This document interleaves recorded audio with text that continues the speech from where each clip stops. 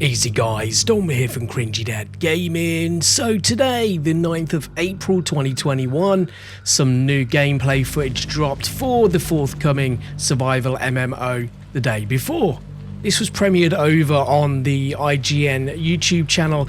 It started off pretty much showing you driving a vehicle through mud to get to a location. I have kind of chopped a little bit of that off at the beginning because there was quite a large section just showing the off-road vehicles driving through some quite thick mud. But here we can see this Jeep getting a puncture, and they stop off at this petrol station here to loot for some supplies. Now it does show the character jumping out of the vehicle and using a pair of binoculars to be able to look off into the distance, just showing some of the usable items that you're going to get in the game. Now the quality of the stream wasn't that great, so the image was a little bit pixelated, but that is sometimes to be expected when things are streamed on YouTube. I did think though, however, you could see the graphics do look pretty good. You know, the reflections and the lighting and the shadows and things like that. Here it just shows a little bit of a looting mechanic and a little bit of combat between some of the zombies. I did find though that this poor guy's aim wasn't that great, which was quite funny. But I'm guessing that kind of shows maybe the realistic recoil of the weapons, so it may not be necessarily the guy's aim to a certain extent who's playing the game. It could also just indicate the kind of recoil you're going to have to encounter in the game, making it maybe a little bit more realistic.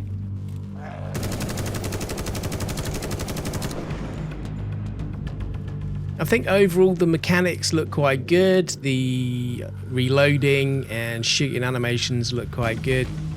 Camera angles don't look too bad either. The third person perspective obviously playing heavily in this game.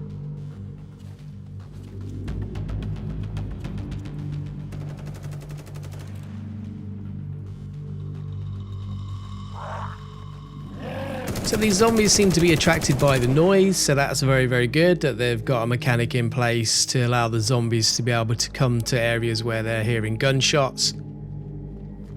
There is a torch in the game, which the guy uses here to be able to illuminate the back of this truck.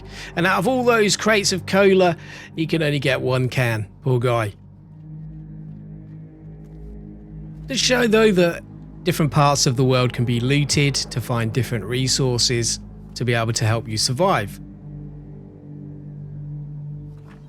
I did think this was quite cool. In this particular store in the gas station here, he was able to switch on the lights using the fuse box, which turns the power back on, allowing him to be able to see what's going on a little bit more. And here he was able to loot for some food items. Gas stations look to be the place where you're going to find things like tools.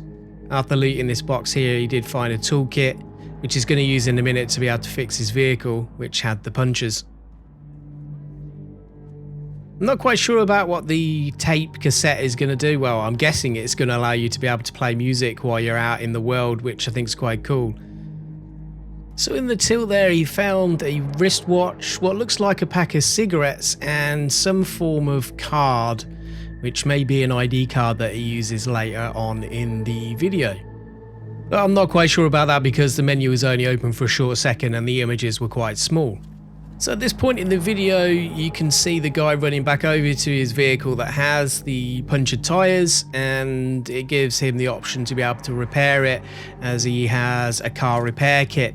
Now, it does show there that you do need a certain amount of items. I'm not sure if that's to use a repair kit or to actually craft one yourself.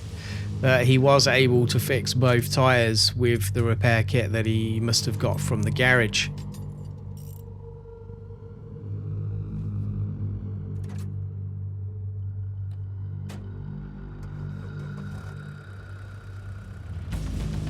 Now, as the guys drive along the road here, you can see a broken down vehicle here, but they didn't stop to loot it. I'm not sure if you're going to be able to take parts from vehicles to use on your own, or if it's just a matter of repairing them, but that's something we'll be able to maybe find out later on.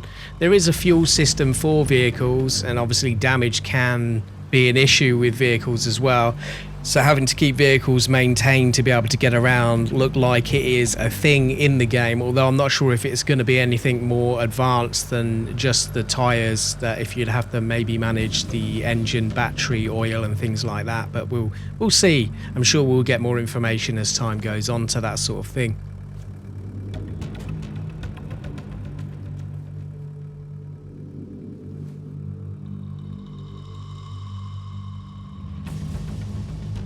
I do like the fact that you're able to use binoculars to be able to scope out an area before you move in, just to get an idea of if there's any zombies in the area or any hostile players.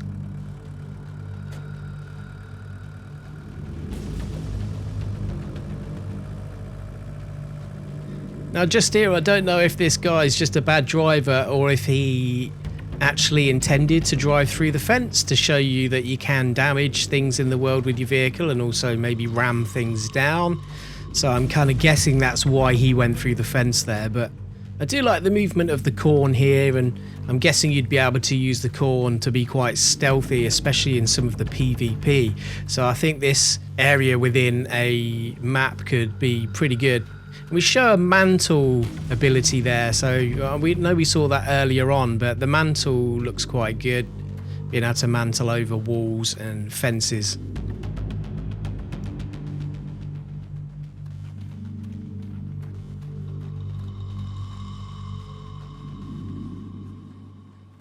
I think the kind of mist going across the field here and the mountains in the background, it does look nice. It does. The lighting looks good. I think we've got the moon illuminating the sky there, and as he goes past the tire swing there, notice how it moved. That's a nice little addition to the game. It's all these finer details that kind of show the skill within the creation of the world and the game to add realism to it. And for those of you out there who have kind of been saying, this game's not real, it's a scam, all these little details that you're seeing here takes a long time to code this sort of stuff. This takes skill and it takes precision to be able to add these sorts of things to a world when you're designing them.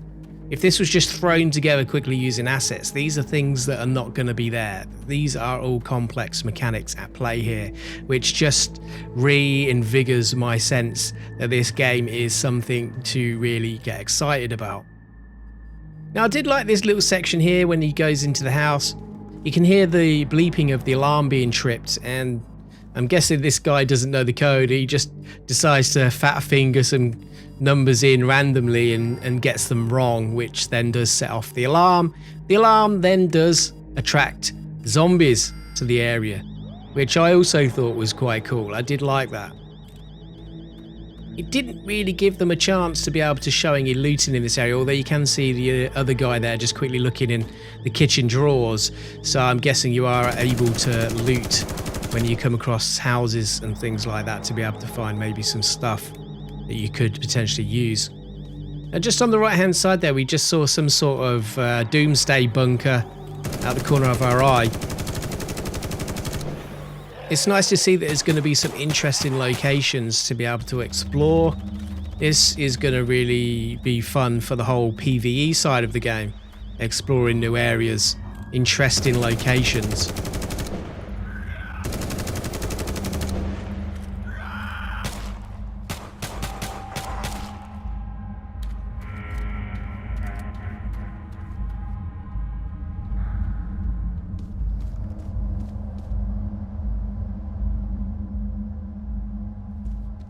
Now the mannequins in this house make it seem a little bit creepy, and as the guy goes into what seems like a kid's bedroom here, there's a little bit of a creepy drawing on the wall there, and I just think that kind of adds a little bit of maybe a horror vibe to it. I know it's a zombie game and there's a fair bit of horror going on, but you know, that just kind of adds a little bit of creepiness to the game. Now at this stage you can hear a police siren, and it seems to be some other people are turning up. I don't quite think that's the police turning up to help, but you know, those vehicles do look quite heavily modified, like they had grills over the windows. I don't know if the modification of cars are going to help you with things like ramming down zombies, and if the actual vehicles take damage to the actual bodywork as well, but it was quite cool to see those kind of small modifications.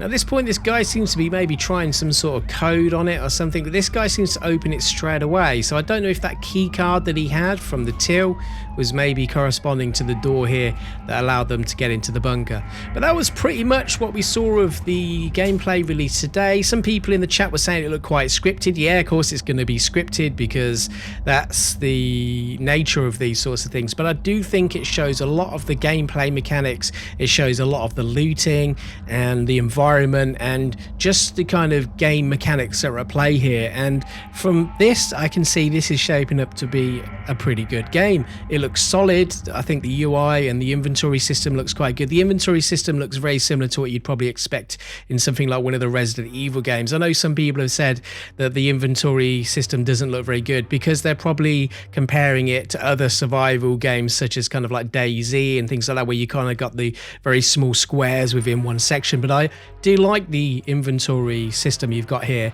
I'm taking it the different size backpacks and things like that will give you more inventory space. And I'm also hoping that a lot of that gear you're going to be able to take to one of the settlements and sell and maybe utilize in different ways. But I don't know about you guys, but I'm excited for this game and to see more of it. Sound off in the comments, let me know your thoughts on the game and what you've seen of it so far. So don't forget to like, comment and subscribe. Hit the sub button so you can get updates on future content on the day before. I'll catch you guys on another video, and thanks for watching.